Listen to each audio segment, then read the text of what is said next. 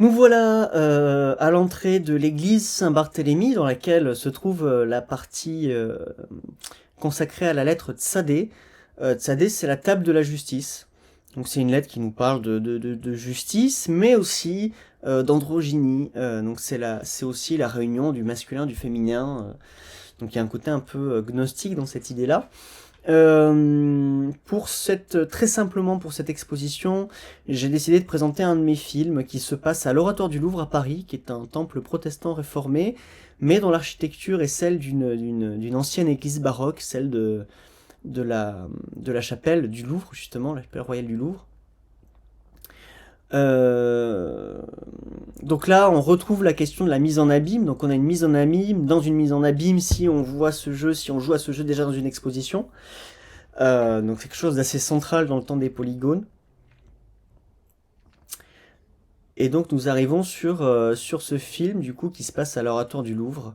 Donc moi c'est un lieu dans lequel je voulais filmer pour ses qualités architecturales, pour sa lumière, le fait qu'on ait une architecture baroque mais avec une décoration entre guillemets, un aménagement protestant, fait que je trouve les espaces, la lumière est d'autant plus mise en valeur du fait qu'il n'y ait pas de peinture, qu'il n'y ait pas de tableau, de sculpture, de surcharge. On a seulement la pierre, les boiseries des meubles, et c'est tout. Et pour moi, ça contribue à en faire un espace vraiment magnifique, où vraiment on apprécie le travail des espaces, de lumière. Là, on va arriver à un endroit où... non, en fait, dans le récit, on y est déjà allé, mais en tout cas, l'endroit où est le personnage là-bas est le seul endroit où il reste une peinture, justement, au plafond, qui est une peinture sur la, la conversion de Paul de Tarse. Donc voilà, donc déjà c'est une première raison d'avoir voulu filmer là-bas. Et du coup là-bas je raconte une histoire justement d'une amitié entre ce personnage-là qui est un étudiant en théologie. Le personnage féminin, donc c'est son professeur ou sa tutrice, qui est une prêtresse. On n'est pas forcément dans un cadre chrétien là, hein. À partir du moment où c'est une prêtresse, c'est plutôt très large.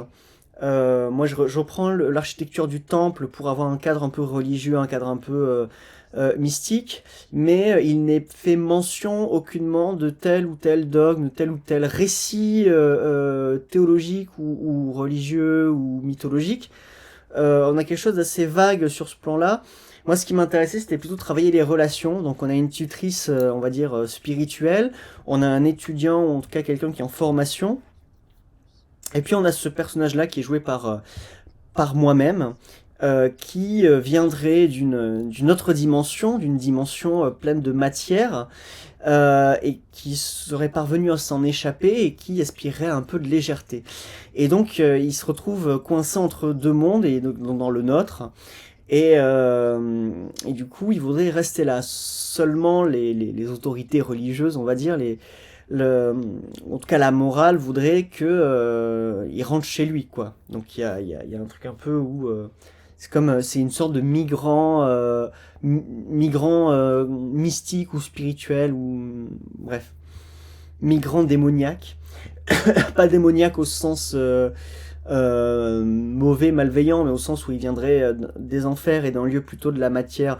Je ne vais pas développer la question de l'enfer, mais je me base notamment sur un rapport à l'enfer qui va être plutôt celui de William Blake, par exemple, où l'enfer n'est pas forcément un lieu de torture et de malheur, mais le lieu de la matière, quoi.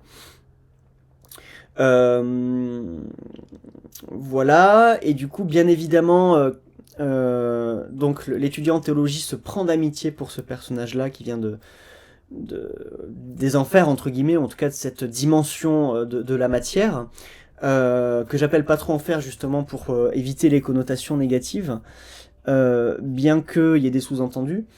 Mais du coup, il se prend d'amitié avec ce personnage et il veut pas qu'il parte, parce que voilà, euh, parce qu'il se prend d'affection, d'amitié, mais il faut qu'il parte. Et du coup, quand sa tutrice s'aperçoit de sa présence, elle lui dit qu'il faut qu'il parte.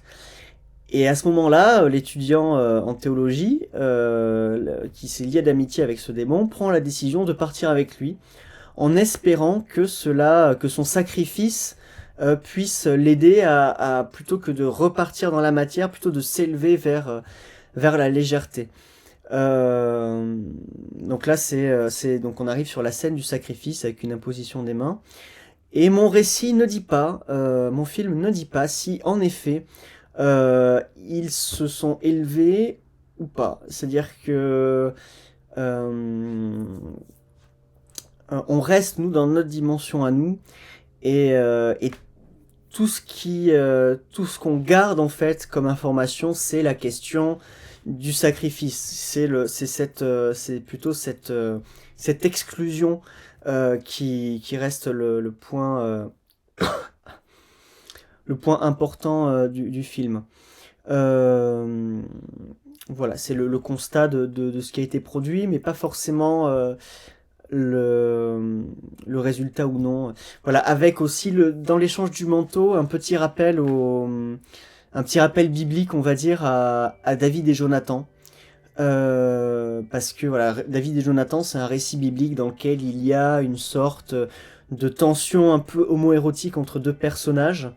Euh, on l'interprète comme on veut, hein. Encore une fois, quand je dis une tension homoérotique, c'est dans notre lecture contemporaine aussi. Il faut bien voir que on n'a pas la même appréciation des rapports entre personnes de même sexe et des types de rapports entre les personnes de même sexe. Il y a 2000 ans, comme il y a 500 ans, comme aujourd'hui, voilà, on est sur d'autres paradigmes. Mais en tout cas, le texte aujourd'hui, il est assez intriguant sur cette question-là. Et quand on sort de l'église, on a une citation qui pour moi est assez importante, comment dire, être intéressante aussi pour réfléchir sur le jeu vidéo si on occulte la question de Dieu. Mais donc c'est une citation de Alfred North Whitehead, qui est le fondateur de la théologie du process, qui est aussi philosophie du process. Et donc avec ces citations voilà, il est aussi vrai de dire que Dieu crée le monde et que le monde crée Dieu, où en fait Dieu devient une variable et non plus une constante. Donc c'est une théologie qui est assez audacieuse, qui est plutôt une théologie prisée par les milieux scientifiques ou les milieux progressistes. Voilà. Voilà, c'était tout pour la justice, pour la lettre de Tzaddée. On arrive sur les quelques dernières lettres. Donc je vous retrouve, je l'espère, sur la prochaine vidéo.